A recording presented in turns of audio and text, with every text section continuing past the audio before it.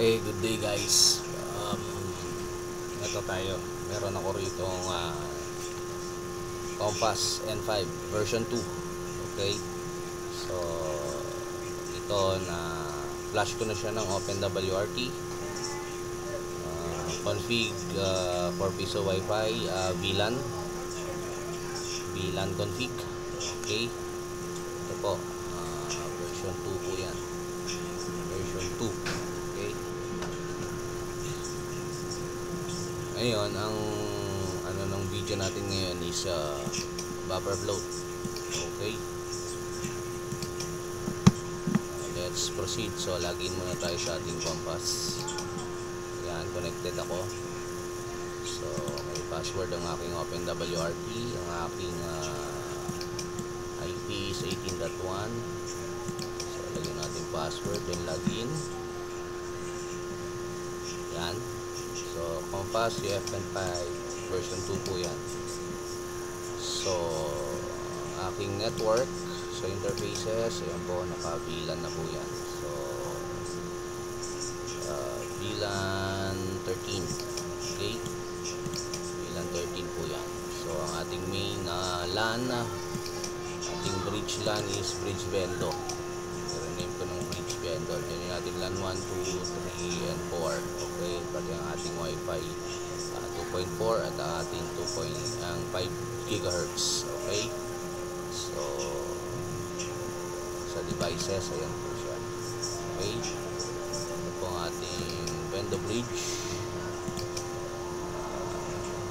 Figure natin. Andito po ang ating Bridge VLAN. Okay? Ayan po. VLAN 13 po. Ayan. Ayan po ang device name niya. Bendo Bridge. Bali, yan po. Okay? So, paano po natin gawin ito? So, mag-install lang po tayo ng SQM-QoS. Okay? Sa SQM-QoS po, bali ang ating interface po kanina, ating Bridge Bendo. Ito po yung interface natin. Ang name niya is Bridge Bendo. Sa ating config, so yung SQM-QoS, open natin. So, enable natin. Then, choose the interface name. Interface name, syempre sa Bridge Bendo tayo. Yan. Bridge Bendo. Yan ang point natin. So, ito po, nakakalito po to. Sabi nyo dito sa this is the download speed and this is the upload speed. Okay?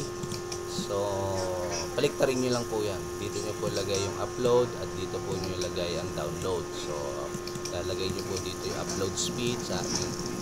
In my case, 5 Mbps lang pong upload. At ang ating download speed is 40 Mbps kasi na ako. Bali, ang aking ISP is SIM-based lang po. Naka-SIM-based po ako. So, nag-speed test na po ako. So, ito na po yung pinaka-stable po niyang connection is 40 Mbps. In which tumataas pa po ng 100 Mbps sa aking SIM base, pero minsan lang yun. Mostly 80, ganyan. Pero, inano ko na siya ng 40. Which is 80% ng nakukuha nyo na average ng inyong speed test. 80% lang ako nyo. In which sa akin, pinorty ko na lang. Pwede pa 45 or 50 Mbps. Pero 40 para okay. Stable yung connection niya in 40 Mbps. And upload speed, 5 Mbps lang. Okay na yan. Pwede ko i-10 pero 5. Mas gusto ko ang 5. Kayo na po bahalang rito. Depende po sa ISP.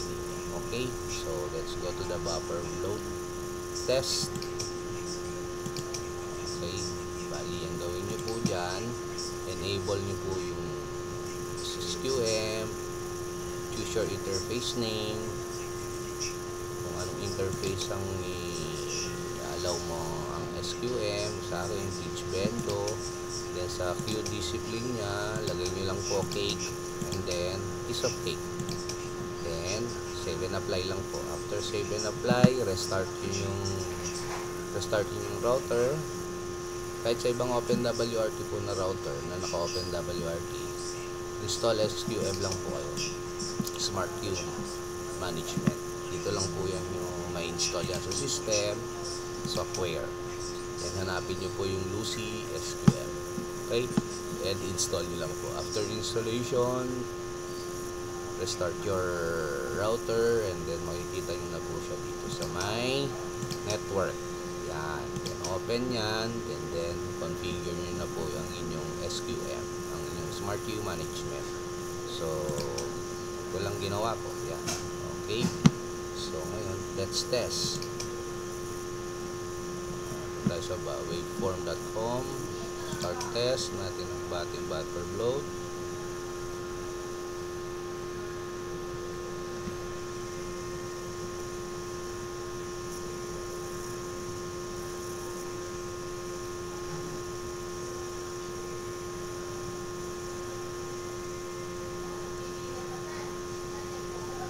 Kita nyo nasa 40 Mbps na kaya hindi natataas yun ng 40 yan. So adjust lang siya dyan. Yan. Download, diba? Yung sa akin kanina yung sa upload yan ang download speed. Okay? Yung download speed yan ang upload speed. Okay? Yan.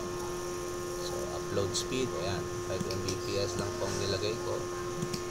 Alright? Hindi na siya tataas yung upload speed. Depende po sa inyong ISP yan.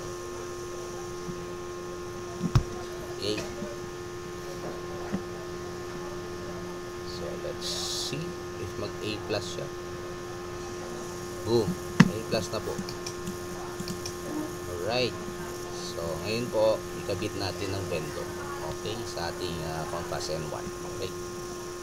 Naka-direct pa lang siya kasi sa ating CFN1. So tatanggalin na natin. Saksak natin ang ating Vendo. Okay. Close natin yan. So sa Wi-Fi na tayo. Hanapin natin si piso Wi-Fi.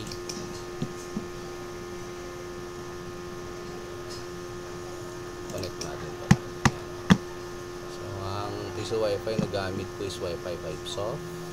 So let's try. Ay, spin nga tayo.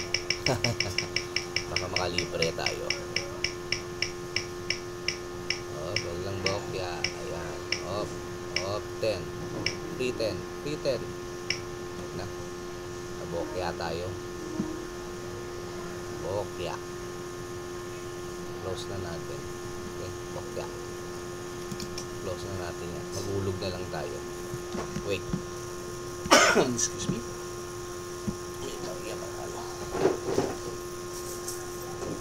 Okay. So insert coin tayo. Welcome. Please insert coin. Thank you. Ayan. So meron tayong 24 minutes. Okay, let's check kung may net tayo.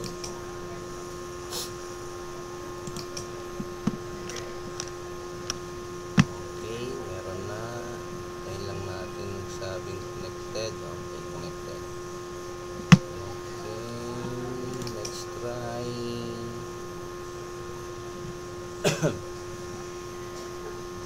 So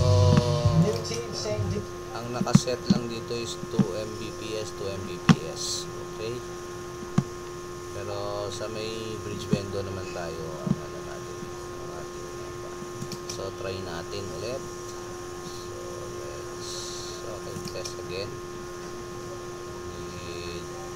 Nakakonect sa ating Vendo. Ang ISP ko lang po dito is SIM base lang po ako.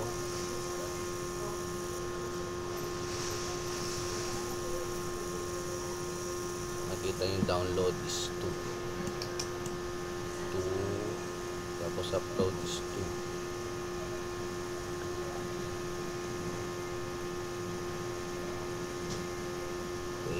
Mababa siya. Okay. Okay na. Yan, pag nakakabit po ang ating bento machine. So, yan, connect tayo through Wi-Fi. Siyempre, pag wirelessly, sukatin nyo yan. So, 2 Mbps, 2 Mbps. Download, upload natin. Nakaset sa ating Wi-Fi 5 per client. A+ pa rin po. Ayan po. Kita nyo. Direct, A+. Connect tayo sa Vendo. A+ pa rin po. So, yan lang guys. So, okay na okay. Ganun lang po para maano natin ang ating buffer bloats. Yan. Ano ba to? Okay. Check ulit natin. Baka makakuha pa tayo ng free. Malaki ang ating points. Yan na. Nako, bokya ulit. Ulitin ko to mga guys kasi dalawang bokya nagkadikit, sana nandito yung isang bokya. Okay, so para maganda yung kanilang chances.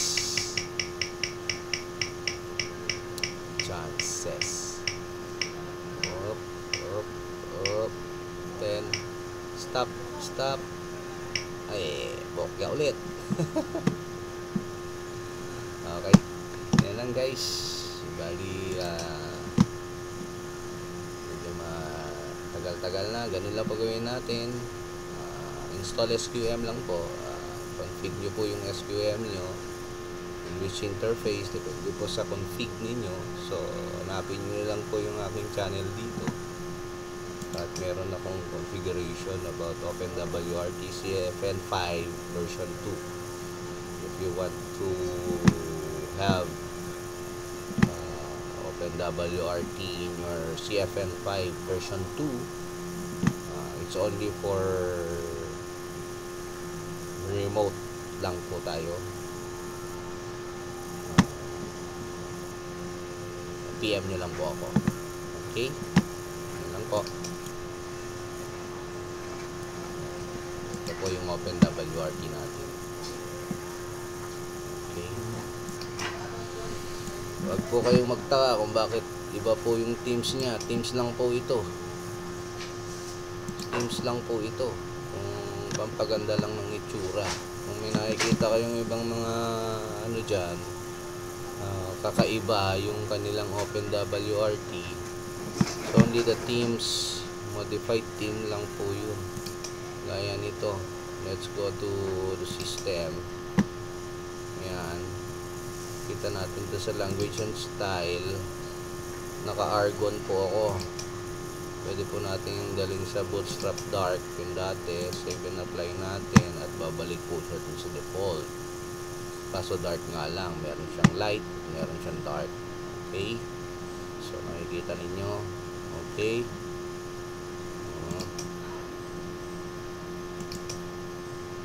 okay, so try system ulit. Balik po natin yung ating pwede rin naman po Bootstrap, Light, Argon po kasi yung pinili ko. So na-install po yung Teams. Okay, ayan, configuration applied. Ayan po, ayan po ang Argon. Okay, Argon team po to, Argon. Tataka kayo kung bakit. Ayan, pag log out mo, ang ganda, diba? Pero OpenWRT po yan. Okay, login natin. There we go. Okay, okay lang guys. Bye.